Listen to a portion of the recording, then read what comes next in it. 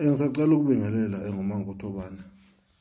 Namhlanje ngizocela ukuthi sike sikhulume ngento ejulile futhi ejulile ebuhlungu kakhulu. Engasajiki engasabuyele emuva. Esedinga indleko. Kunabantu uthola ukuthi umuntu uthi wazalwa embethe uhlolwa kanti umelaphi unamanga.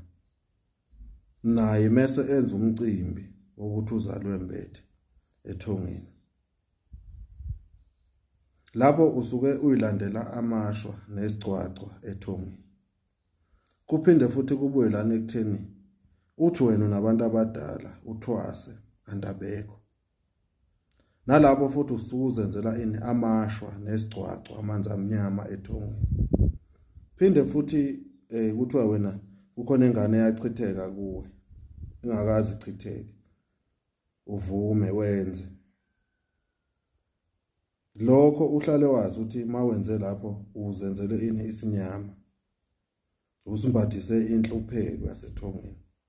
Kukhona konke lokho engikubalile uzohlupheka uthi uyaloyo uhlupheke uthi uyathakathwa kanti wena wenze into engekho wazama ukuyenza yaba khona.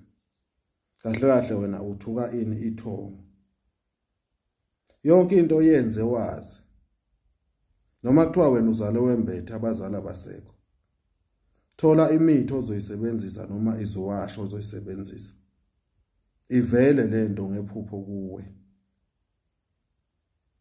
Mangisho kanjalo ngiqonda ukuthi yonke into oyizwayo mawuhlola ukuthi injalo ethongeni iprove ukuthi injalo mase uyayenza. Ayikho into ebuhlungu nje uthethe umuntu wena ubangazidalwa kanti ubangazidalwa wena. Wenza umcimbi ethongeni kanti idalwa zikubanga. Njengoba ngenza le video ngenzela ukuthi wonke umuntu azi umuzo umuntu othi mina kudala ngizembula ingubo kodwa imbuleki. Ikhona leyo ngubo. Uyayazi? Ngalokho engikushoyo. Baningi abantu abahluphekiswa yileyo nto. Baningi abantu abafikayo la. Efethu umuntu ukhehla sengenza ingubo mangithe ngiyabheka lo muntu akazezalwe mbethe.